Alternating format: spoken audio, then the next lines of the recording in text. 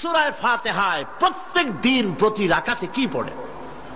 প্রতিদিন প্রতি রাকাতে এই কথাই আমরা বলি, ইয়্যাকা না'বুদু ওয়া ইয়্যাকা নাস্তাঈন। পড়েন সবাই আমার সাথে, ইয়্যাকা না'বুদু ওয়া ইয়্যাকা নাস্তাঈন। হে আল্লাহ, আমি একমাত্র তোমারই কাছে সাহায্য কামনা করি, আমি তোমার ইবাদত করি, তোমারই গোলামি করি, তোমারই কাছে সাহায্য যাচিয়া করি, আর কারো কাছে সাহায্য চাই না, আর কারো গোলামি করি না। মানুষের অবস্থা তো সবসময় একরকম থাকে না, অর্থনৈতিক বিপর্যয় হইতে পারে, টাকা পয়সা নাও থাকতে পারে, অশান্তি থাকতে পারে। আল্লাহ পাক তার নবীকে কি বলেছেন দেখেন, ফাইদা ফারাগতা ফানসাব ওয়া ইলা রাব্বিকা ফারগাব।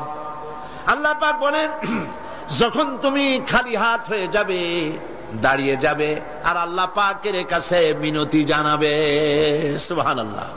খালি হাত হয়ে গেছে, দাঁড়ায় যাও, আল্লাহর কাছে মিনতি করো, আল্লাহর কাছে চাও।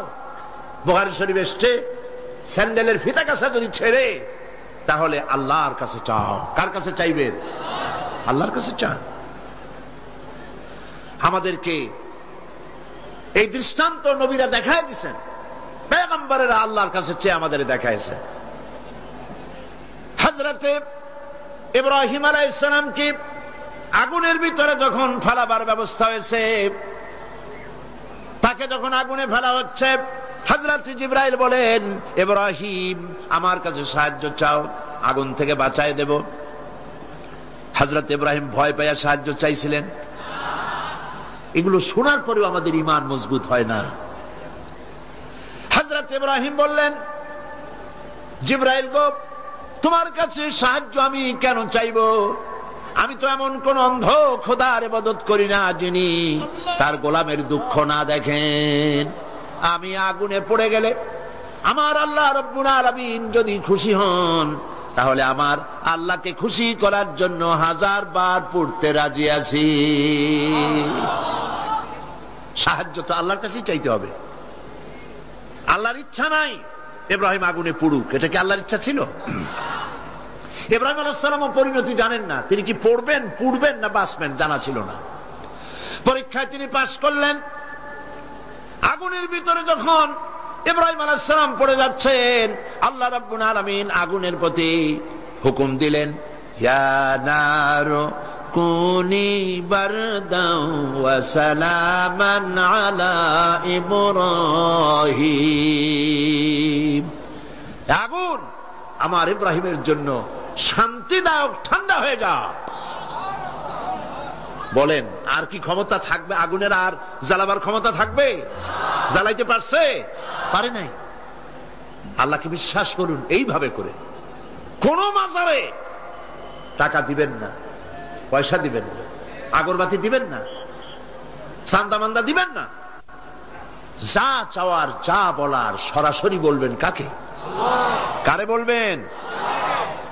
আল্লাহ পাক পরিষ্কার করে কোরআনের মধ্যে সব দৃষ্টান্ত দেখাইছেন। হযরতে ইউনূস আলাইহিস সালামকে মাছে যখন গিলে ফেললো, বেরোবার কোনো পথ নাই, কোরআনে কারীম এই কথা দুনিয়াবাসীদের জন্য, মুমিনদের জন্য তুলে দিয়েছেন। ওয়াদান্নুন ইয যাহাবা মুগাদিবান ফাযান্না আন লান নাকদিরা আলাইহি فنادى في الظلمات أن لا إله إلا أنت سبحانك إني كنت من الظالمين। অন্ধকারের ভেতর থেকে ইউনূস আলাইহিস সালাম চিৎকার মারলেন, ফানাদা ফি যুলুমাত, পানির অন্ধকার, মাছের পেটের অন্ধকার, রাতের অন্ধকার, ত্রিবিধ অন্ধকারের মধ্য দিয়ে ইউনূস আলাইহিস সালাম ডাক দিলেন আল্লাহরে। আল্লাহ শোনে নাই।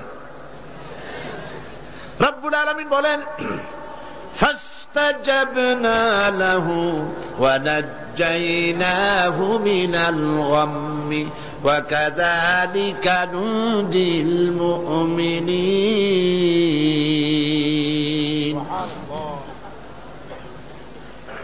আল্লাহ রাব্বুল আলামিন বলেন, আমি ইউনূসের ডাক শুনলাম আর ডাকের জবাব দিয়া দিলাম। মাছের পেটের ভিতরে যন্ত্রণা শুরু হয়ে গেল, ব্যথা শুরু হয়ে গেল। মাছ আর পানির মধ্যে থাকতে পারলো না। মাছ উপরে চলে এলো, কেনারায় চলে গেল। মাছ ববি করে ইউনূস আলাইহিস সালাম রে ফেলে দিল কিনারে। আল্লাহ পাক বলেন, শোনো দুনিয়ার মানুষেরা, শুধু ইউনূসকে নয়, ওয়াকাযালিকা নুজিল মুমিনিন। মুমিনেরা যখনই বিপদে পড়বে আমারে যদি ডাকে, আমি এইভাবে করে, ওয়াকাযালিকা এইভাবে করে আমি বিপদ থেকে বাঁচায় দেব। সুবহানাল্লাহ। সুতরাং আল্লাহ পাকের এই কোয়ালিটি বুঝতে পারলে এটাই হলো তাওহীদ। তাওহীদ সম্পূর্ণরূপে বুঝতে হবে, তাওহীদে প্রতিষ্ঠিত হতে হবে, শিরক থেকে বাঁচতে হবে, শিরক সম্পূর্ণরূপে বর্জন করতে হবে। এখন শিরকটা কি? শিরক হলো অংশ। এটা শরীক দিয়ে বললে বুঝতে ভালো, শরীক। আর এই শিরক হচ্ছে মিথ্যা, জুলম, বড় গুনাহ।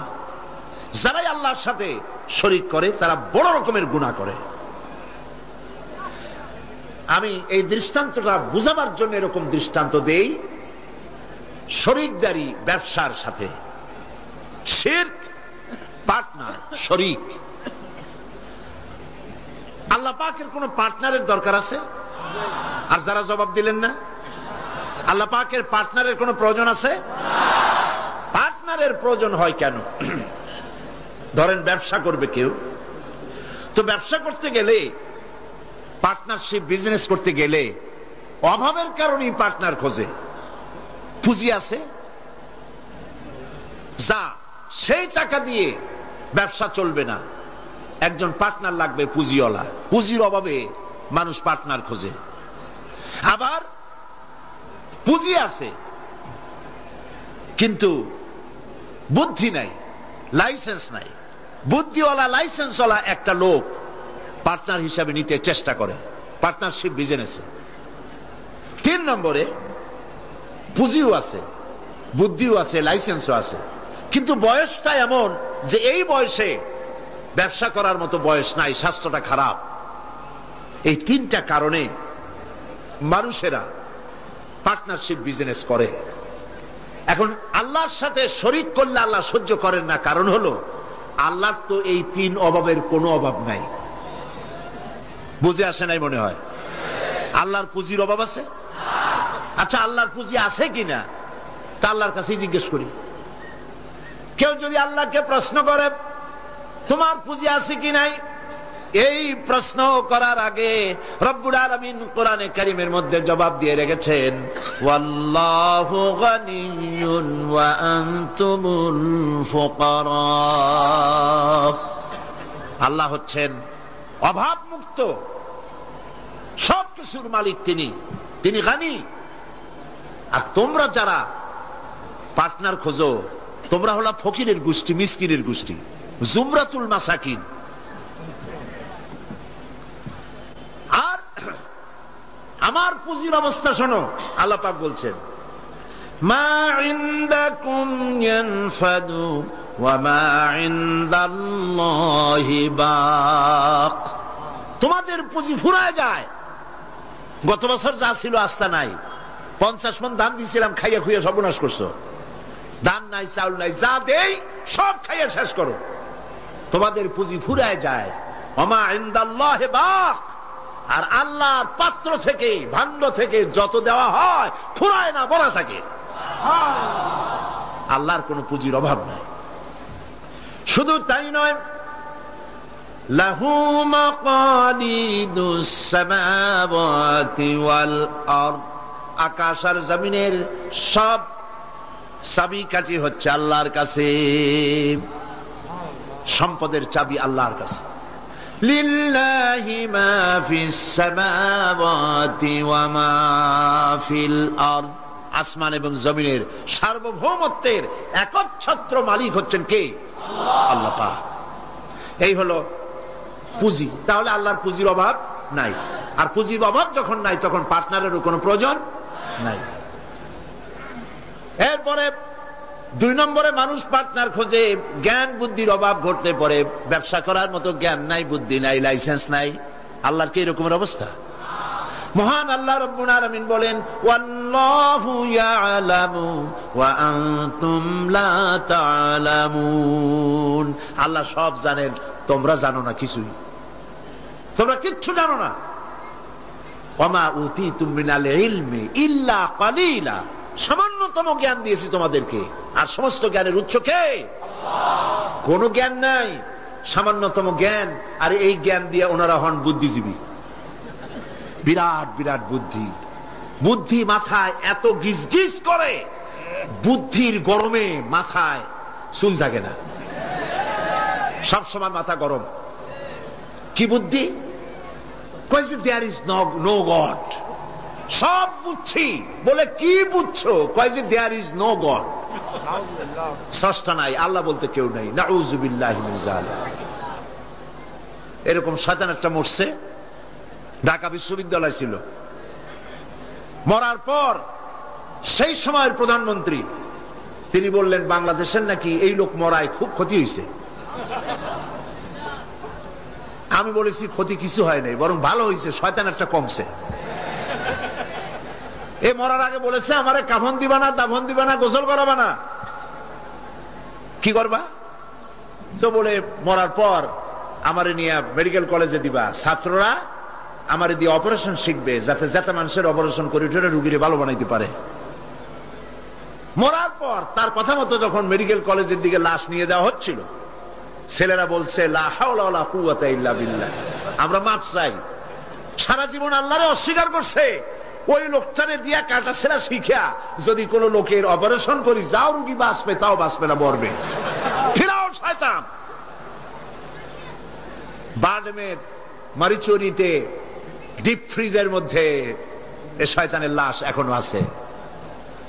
লাশের অবস্থা এমন হয়েছে, যদি রাস্তা ভালাইও দেয়, কবর তো হবে না, কপালে নাই, কবর হবে না, দাফন হবে না। আল্লাহর সাথে নাফরমানি করলে কি সাজা হয় আল্লাহ দেখান।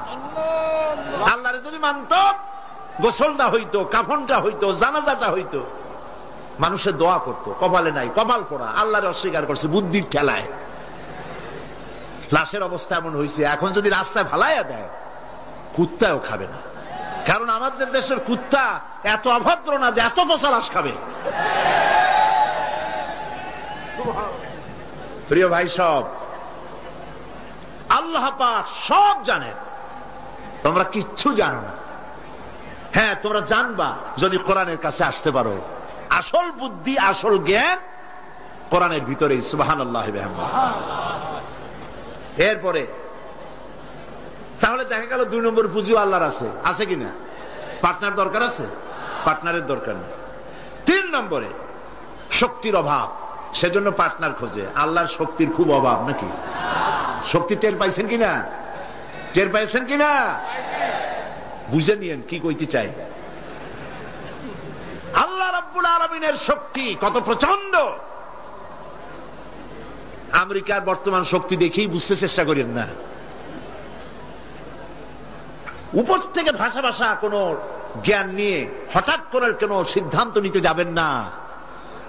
আমেরিকা এখন যেটা করতেছে, মনে করেন না যে আল্লাহ তারে সব ক্ষমতা দিয়েছে, দুনিয়ার মোড়লগিরি করবে, বাতব্বারি করবে।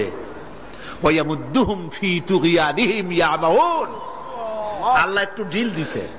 দেখেন না, যারা বড়শি বায় নদীতে, মাছে যখন আদার গেলে ওরে কি বলে? বড়শিতে যেটা থাকে ওটারে কি কয়? সারি। আরে হুইল কি? যেটা খায় মাছে ওইটা কি? আদার অথবা সারি, আপনারা যাতে খুশি হন বলেন। ওইটা, হ্যাঁ সেরা। ওইটা মাছে যখন খাইলো, তখনই পাকা শিকারি দড়ি ধরে টান দেয় না, ছুটে যাইতে পারে। গেল ভালো করে। এরপরে জম্মের গেলার পর নারী বুড়িতে বেঁচায় যায়। তারপরে হুলে ধরে আর টান দিয়ে নিয়ে আসে। যত বড় রাঘব বাল হোক, উবারে এসে হা করে পড়ে থাকে।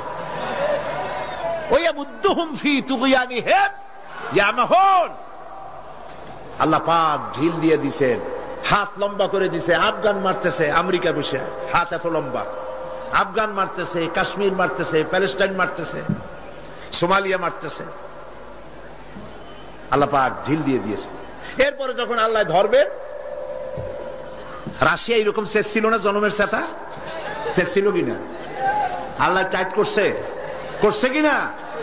সুবহানাল্লাহ। বিনা যুদ্ধে চিৎপটাং, কোন যুদ্ধ লাগে নাই। কেমনে কেমনে মরা লাশের গাও দিয়া গোস্ত যেমন খুশা খুশা পড়ে, সোভিয়েত ইউনিয়ন খুশা খুশা পয়সা শেষ, আছে অস্তিত্ব। আল্লাহ পাক যখন ধরবেন, ইন্না বাতশা রাব্বিকা লাশাদীদ, আল্লাহ পাক যখন ধরবেন তার পাকড় থেকে বাঁচাইতে পারে এমন ক্ষমতা আকাশেও কারো নাই, জমিনেও কারো নাই। সেই জন্য ক্ষমতার পুরাটা মালিক হচ্ছেন কে? এই কারণেই এই দুর্বলতার, এই ত্রিবিধ দুর্বলতার কারণে মানুষের পার্টনারশিপ বিজনেস করতে হয়, পার্টনার অংশীদার খুঁজতে হয়। আল্লাহর কোন পার্টনারের কোনো প্রয়োজন নাই, আল্লাহর কোন পার্টনার প্রয়োজন নেই, দরকার নেই। শিরক, সর্বাবস্থায় শিরক থেকে বাঁচতে হবে।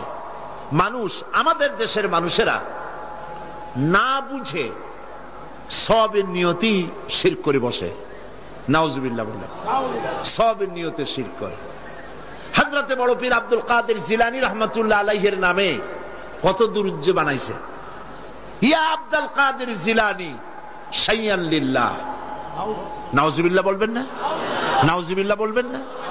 হযরত বড় পীর আব্দুল কাদের জিলানী রাহমাতুল্লাহ আলাইহি নিঃসন্দেহে আল্লাহর মাহবুব বান্দা, বড় ওলি, পীরে কামেল, মাহবুবে সুবহানী আমরা তাকে বলি। কিন্তু ইয়া আব্দুল কাদের জিলানী শাইয়ান লিল্লাহ, হে আব্দুল কাদের জিলানী আপনি আমাদেরকে কিছু দেন, সাহায্য করেন। নাউযুবিল্লাহি মিন যালিক। যারা এই যত দুরূদ পড়ে তারা জাহিল, জাহিল, জাহিল। এই ধরনের দরুদ যারা শিক্ষা দেয় তারাও জাহিল। যারা ইন্তেকাল করেছেন, মরে গিয়েছেন, তাদের কাছে কিছুই চাওয়া যাবে না, চাইতে হবে কেবলমাত্র কার কাছে? কার কাছে?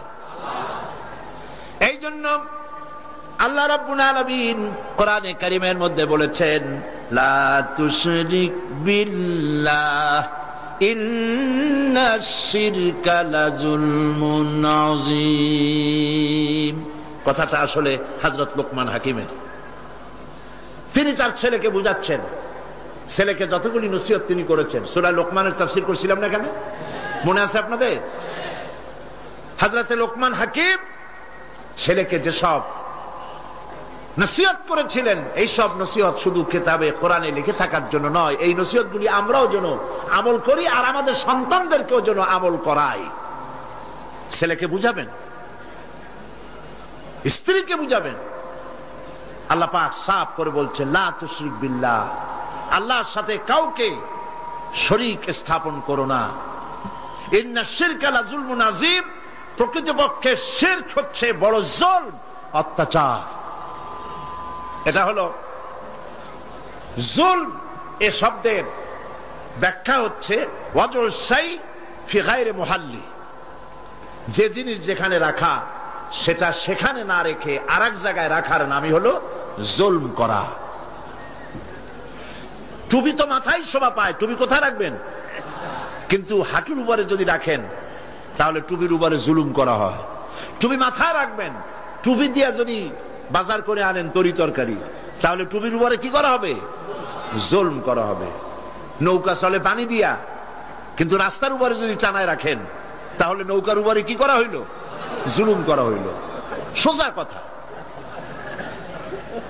চশমা নাকের উপরে রাখাবার জন্য, কিন্তু চশমা যদি মাথার উপরে ভালাইতেন তাহলে চশমার উপরে কি করা হইল? জুলুম করা হইল। যেই সব জিনিস, যেসব শক্তি আল্লাহ রাব্বুল আলামিনের, সেইগুলি মানুষের কাছে চাওয়া, অদৃশ্য কোনো কিছুর কাছে চাওয়া, এটাই হচ্ছে শিরক, এটাই হলো জুলম। এর অর্থ এই নয় যে মানুষের কাছে টাকা চাইলে সেটা শিরক হবে। মানুষের কাছে ধার চাইলে শিরক হবে, এর অর্থ কিন্তু এটা নয়। অদৃশ্য থেকে কোনো কিছু সাহায্য পাওয়ার আশায় চাওয়া আল্লাহ ছাড়া অন্যের কাছে, এটার নাম, কথা বুঝে আসছে কিনা? এই জন্য এগুলির সামনে নিজেরা মূর্তি বানানো, মূর্তির সামনে মাথা নত করা, পীরের মাজারে গিয়ে কিছু চাওয়া, এগুলি হচ্ছে শিরক। এগুলি আপনি কেন চান? আপনার দিলের ধারণা যারা চায় যেখানে গেলে কিছু পাওয়া যাবে। মনে রাখবেন, বহুত মাজার আছে যেই মাজারে কোনো মুদ্দারি নাই, সাইনবোর্ড একটা লাগাই দিয়েছে, সাইনবোর্ড একটা লাগানো আছে পয়সা আদায় করার জন্য। মাজারগুলি মানুষের ধর্মীয় অনুভূতিতে আঘাত লাগায়া, ধর্মীয় অনুভূতিতে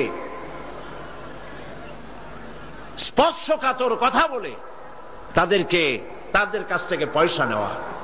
আমি ঝিনাইদহ মাগুরা লাইনে একটা মাজার দেখেছি, সেখানে লেখা আছে সাইনবোর্ডে, ড্রাইভার ভাই মাজার বহুত গরম, আস্তে গাড়ি চালাইবেন। তার মানে মাজার বহুত গরম, আস্তে চালাইয়া পয়সা দিয়া মাজার ঠান্ডা করে যান। আমি বুঝি না মাজারে পয়সা লাগবে কেন? মসজিদের পাশে দান বাক্স থাকতে হবে, কারণ মসজিদগুলি এখনো গভর্নমেন্ট চালায় না। ইনশাআল্লাহ এমন গভর্নমেন্ট আসবে বাংলাদেশে যে গভর্নমেন্ট সরকারি খরচে সব মসজিদ চালাবে ইনশাআল্লাহ।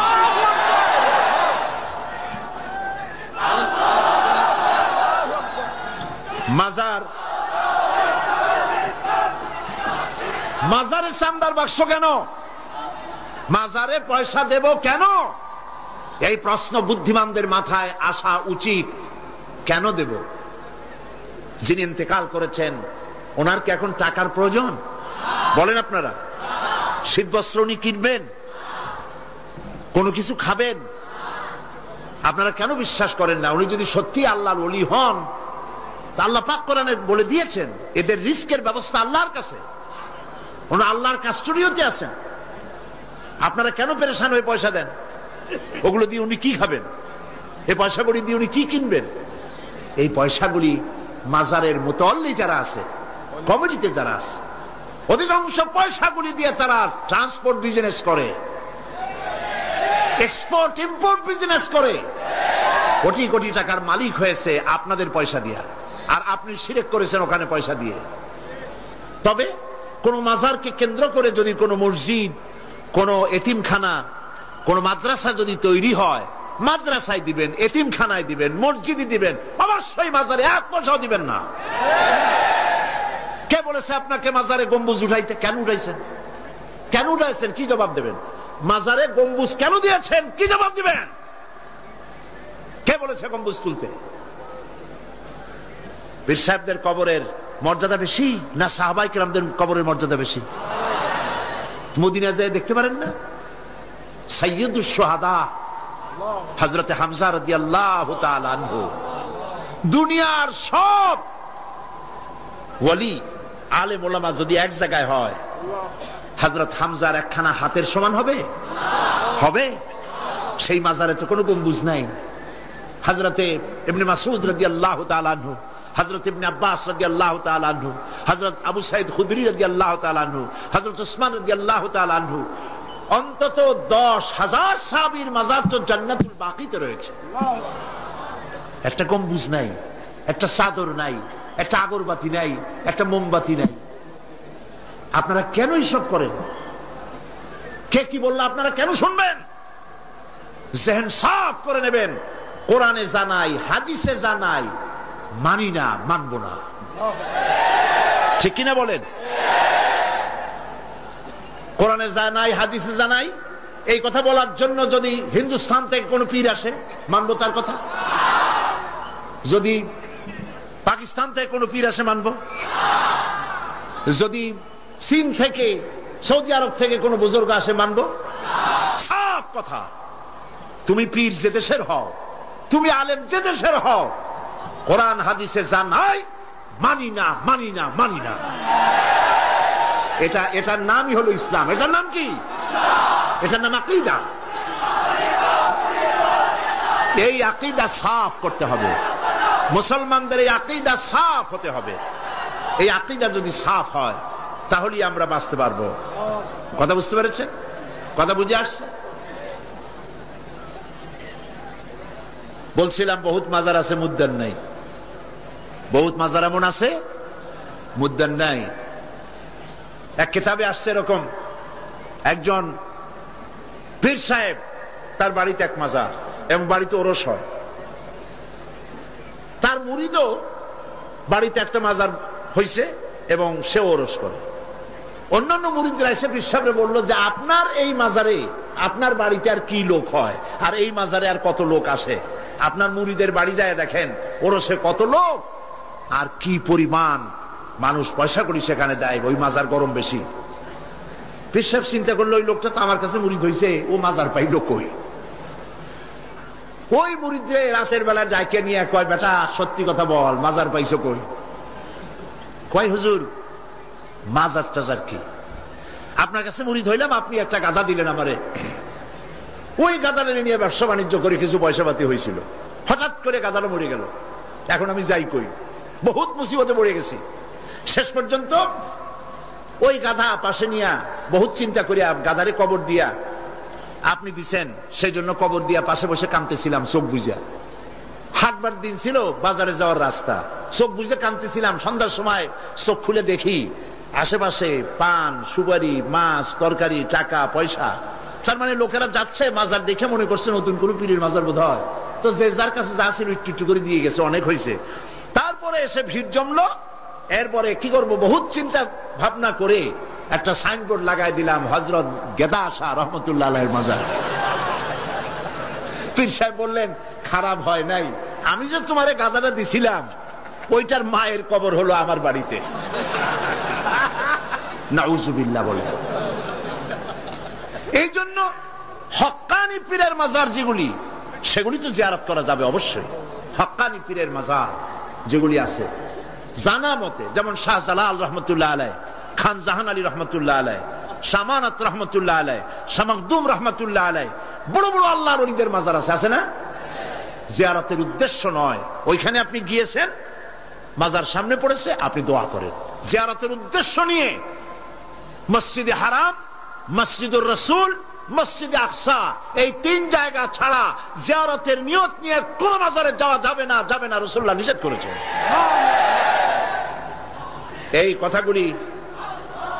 এই কথাগুলি যদি আমাদের মনে থাকে তাহলে আমরা উপকৃত হতে পারবো। বলি আলহামদুলিল্লাহ, বলেন আলহামদুলিল্লাহ। আপনি আমার আল্লাহ কি শুনতে পান না? বলেন পান কিনা? তিনি দেখতে পান, তিনি সব শুনতে পান, সব দেখতে পান। কাজী যা বলবেন আল্লাহকে বলেন। ওয়াইজা সাআলতা ফাসআলিল্লাহ ওয়াইজা ইসতাআনতা ফাসতাইন বিল্লাহ। যা চাইবেন আল্লাহর কাছে চান, যা বলবেন আল্লাহর কাছে বলেন। আল্লাহ পাক বলেছেন আলাইসাল্লাহু বিকাফিন আবদা, আলাইসাল্লাহু বিকাফিন আবদা।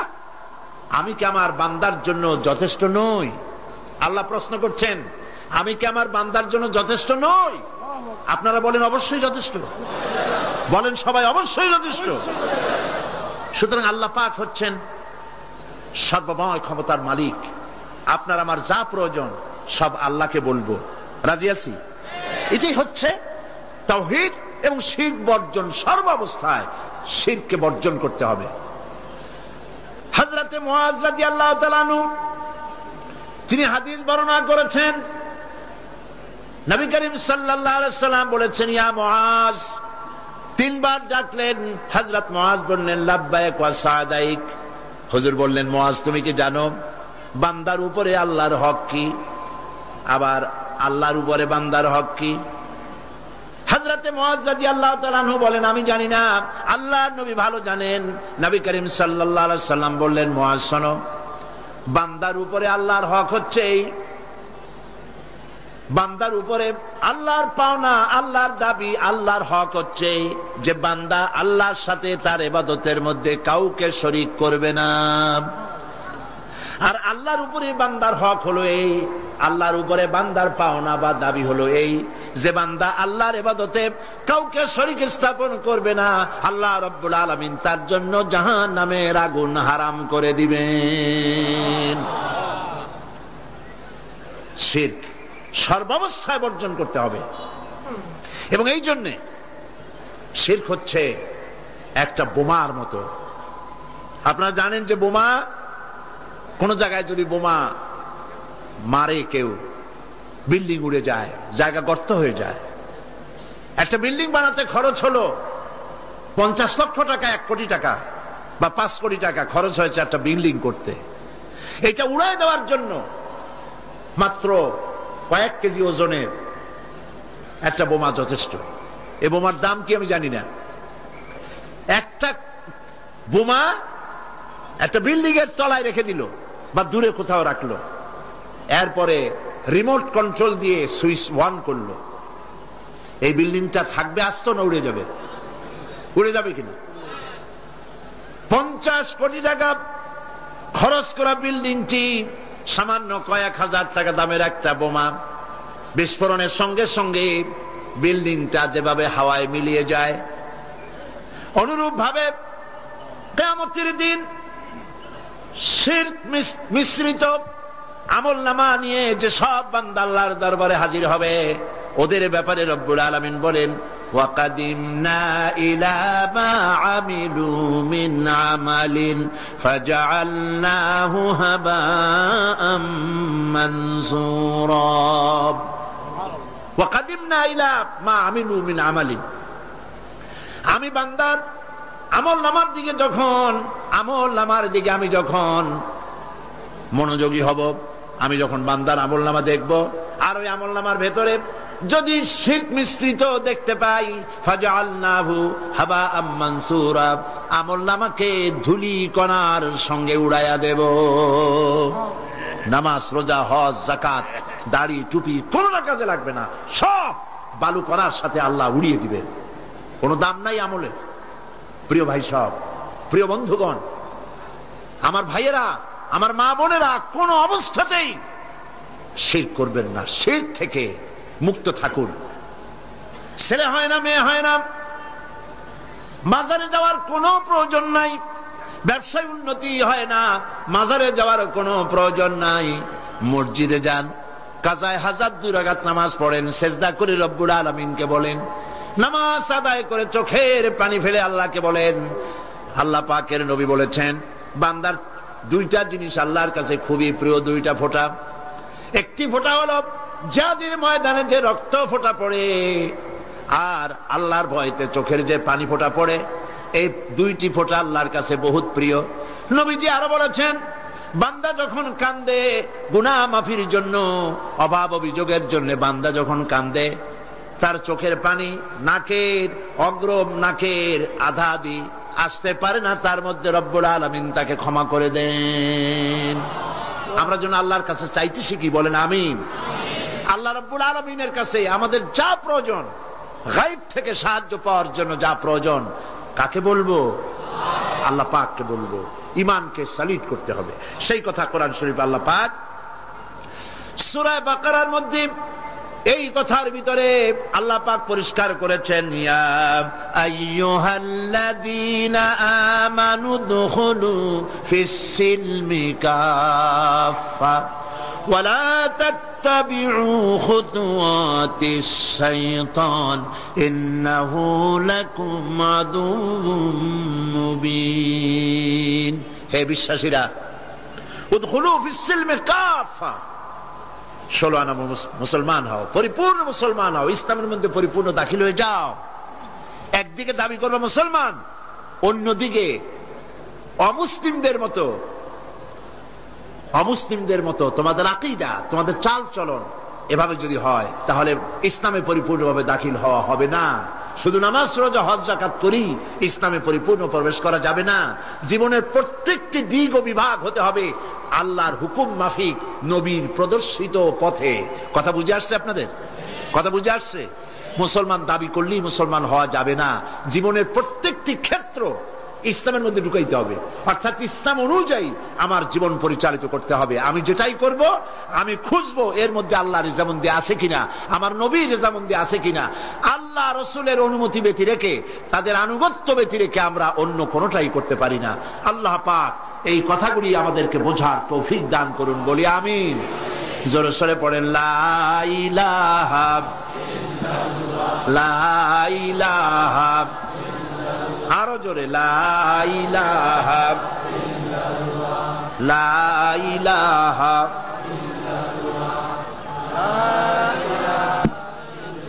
লা ইলাহা ইল্লাল্লাহু মুহাম্মাদুর রাসূলুল্লাহ। আমরা এখন মোনাজাত করব, এখন মোনাজাত করব। মোনাজাত আদ-দুআ ও মুখুল ইবাদা, দোয়া হচ্ছে ইবাদতের মগজ। আল্লাহর কাছে আমরা আমাদের আরতি জানাবো, মোনাজাত করব, সেই দোয়ায় আমরা শামিল হব আর বা জামাতে শান নামাজ পড়বো। এত বড় জামাত এখন কি চট্টগ্রামের কোন মসজিদে পাওয়া যাবে? আর এটা কি সম্ভব এত বড় জামাত হওয়া? আমরা জামাতে নামাজ আদায় করব, আল্লাহ যেন তৌফিক দেন, বলেন আমিন। মুনাজাতের পর আজান হবে বা জামাত নামাজ হবে, নামাজে আপনারা শরীক হবেন। আজকেও দুইজন অমুসলিম ইসলাম কবুল করার জন্য এসেছেন, তাদেরকে উৎসাহ দেন, তাদের জন্য দোয়া করেন, আল্লাহ পাক যেন তাদেরকে কবুল করেন, বলেন আমিন। আপনাদের ভিতর থেকে যারা দাঁড়ায় আপনারা নিজেরা তাদেরকে বসায় দেন, একই আশ্চর্য কথা। দুজন অমুসলিম, একজনের নাম সুনীল রায়, পিতা মৃত রজনী রায়, বাড়ি কাটিরহাট, হাটহাজারী, চট্টগ্রাম। আরেকজনের নাম অসীম বড়ুয়া, পিতা কল্যাণ মিত্র বড়ুয়া, গ্রাম হোয়ারাপাড়া, রাউজান, চট্টগ্রাম। এই দুইজন। প্রথম জন সুনীল রায়, তার নাম পছন্দ করেছে মোহাম্মদ খলিলুর রহমান। দ্বিতীয় জন তার নাম পছন্দ করেছেন মোহাম্মদ মাসুম বিল্লাহ। এই দুজন এখন ইসলাম কবুল করছেন।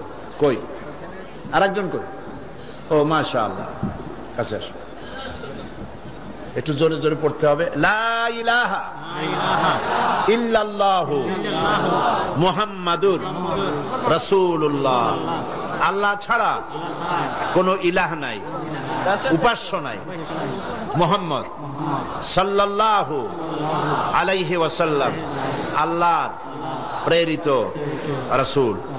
আশহাদু আন লা ইলাহা ইল্লাল্লাহু ওয়াহদাহু লা শারীকা লাহু ওয়া আশহাদু আন্না মুহাম্মাদান আবদুহু ওয়া রাসূলুহু। আমি সাক্ষ্য দিচ্ছি আল্লাহ ছাড়া কোন ইলাহ নাই, কোন উপাস্য নাই। তিনি এক, তিনি একক, তার কোনো অংশীদার নাই। আমি আরো সাক্ষ্য দিচ্ছি মুহাম্মদ সাল্লাল্লাহু আলাইহি ওয়াসাল্লাম আল্লাহর বান্দা এবং তার প্রেরিত রাসূল। বলো আসসালামু আলাইকুম। সবাই বলেন ওয়ালাইকুম আসসালাম। আমরা না আর বলতে হবে না, আমরা এই দুইজন নতুন মুসলমান আমাদের ভাই, বলেন আলহামদুলিল্লাহ। আল্লাহ যেন তাদের ইসলামী জীবন যাপনের, সুন্দরভাবে ইসলামী জীবন যাপনের তৌফিক দেন, বলেন আমিন। এবং ইসলাম কবুল করার কারণে কোনো অসুবিধা, ঘটনা, দুর্ঘটনা, নানান রকমের অসুবিধা থেকে আল্লাহ পাক যেন তাদেরকে হেফাজতে রাখেন এবং আল্লাহ পাক যেন তাদেরকে খাঁটি মুমিনে পরিণত করে দেন। ইসলাম কবুল করার কারণে এই বিশাল লাখো জনতার পক্ষ থেকে আমি তাদেরকে আলিঙ্গন করছি।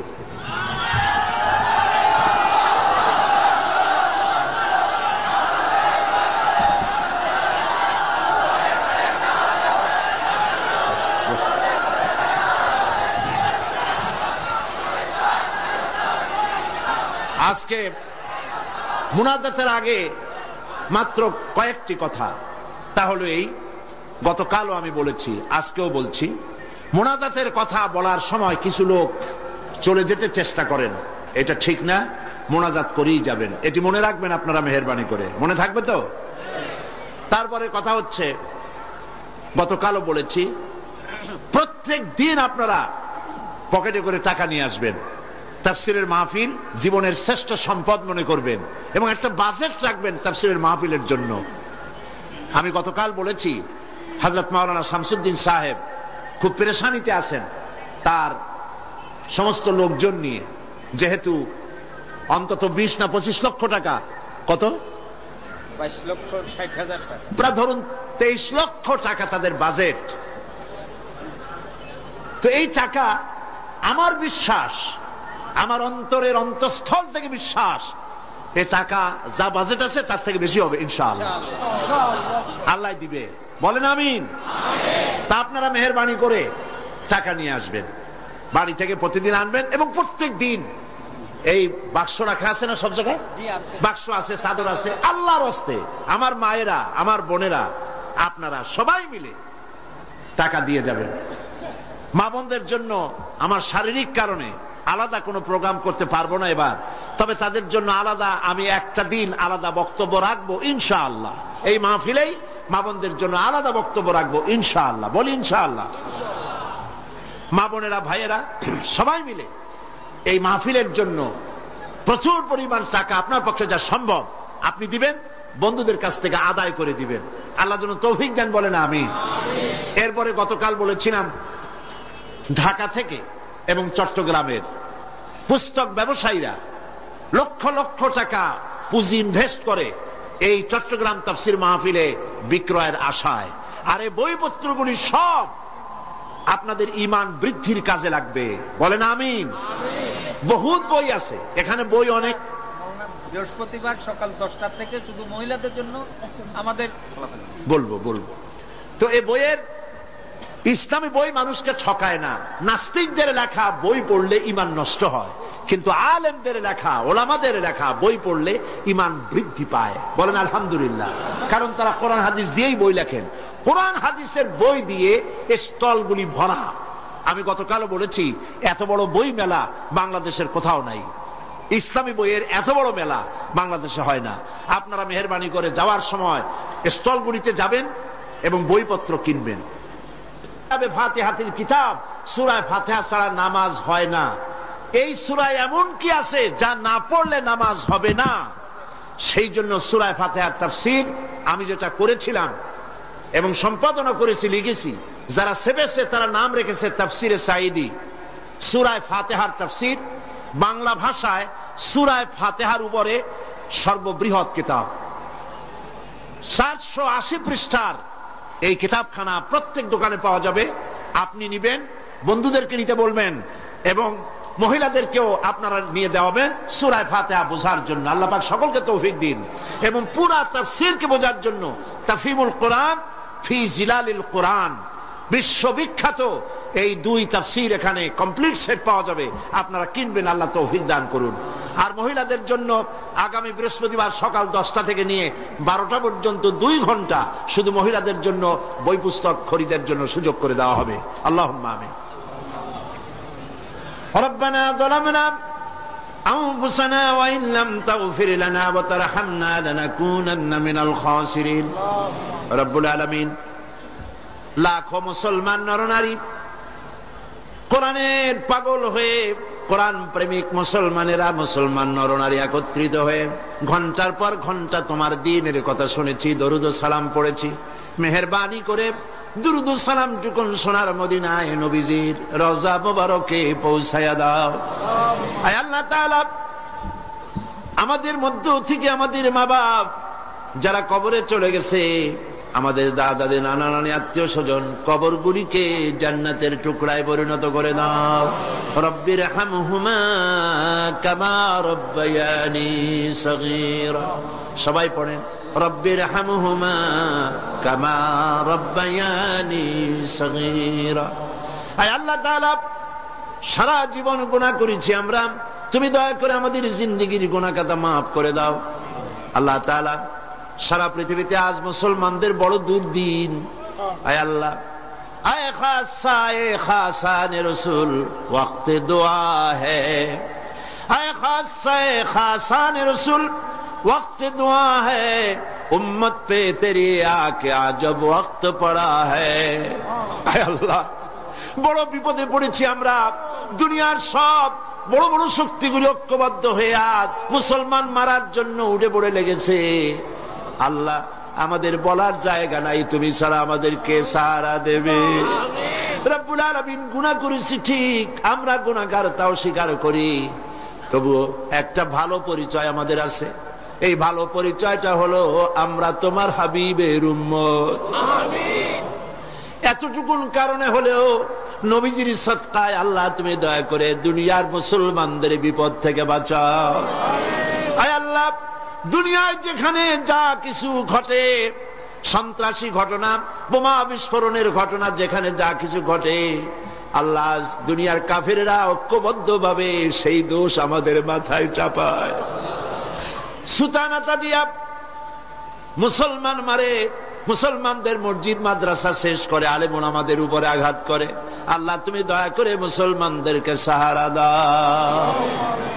রব্বুল আলামিন, দুনিয়ার সব মুসলমানদের উপরে তোমার রহমত নাজিল করো। আল্লাহ তাআলা হযরত মাওলানা শামসুদ্দিন সাহেব, আল্লাহ তুমি তাকে হায়াতে তাইয়্যিবা সেহাতে কুল্লিয়া দান করো। আল্লাহ তাআলা ইসলামী সমাজ কল্যাণ পরিষদকে তুমি কবুল করো। আল্লাহ তাআলা হযরত মাওলানা মুমিনুল হক চৌধুরী সাহেব, আল্লাহ তাআলা সারা জীবন ইসলামের খেদমত করে করে বার্ধক্যে উপনীত হয়েছে, তার প্রতি তুমি রহম করো। সব ইসলামী আন্দোলনের নেতা কর্মীদের উপরে রহম করো। আল্লাহ তাআলা চার দলীয় ঐক্যজোটকে, এই ঐক্যজোটের ঐক্যকে চিরস্থায়ী করে দাও, ঐক্যকে মজবুত করে দাও। যারা ঐক্যে ফাটল ধরাতে চায়, আল্লাহ তুমি তাদেরকে হেদায়েত করে দাও। আল্লাহ, এই দেশটা একদিন, এই দেশে কোরআন সুন্নাহর আইন দিয়ে পরিপূর্ণ ইসলাম চলছে, এই দৃশ্য আমাদেরকে দেখাই দিও মাবুদ। রব্বুল আলামিন, কোরআনের তাফসীরের মাহফিল চট্টগ্রাম, আল্লাহ তাআলা এই তাফসীরের মাহফিলের ক্যাসেট সারা পৃথিবীতে ছড়িয়ে যায়। রব্বুল আলামিন, কোরআনের তাফসীর সারা দুনিয়ায় পৌঁছে দেওয়ার জন্য যারা ক্যাসেট বন্দি করে, কষ্ট করে মানুষের কাছে পৌঁছাবার ব্যবস্থা করে, আল্লাহ তাআলা তাদের উপরে তোমার রহমত নাজিল করো। সারা দুনিয়ার মুসলমানদের জন্য হেদায়েতের জরিয়া বানায়া দাও। হায় আল্লাহ তাআলা, আমরা থাকবো না, আমরা যারা আছি আমরা থাকবো না, কিন্তু তাফসীরের মাহফিল কিয়ামত পর্যন্ত চট্টগ্রামে স্থায়ী করে দিও। রব্বুল আলামিন, বহু টাকার প্রয়োজন, আল্লাহ তাআলা তোমার ধনাঢ্য ব্যক্তিদের দিল খুলে দাও।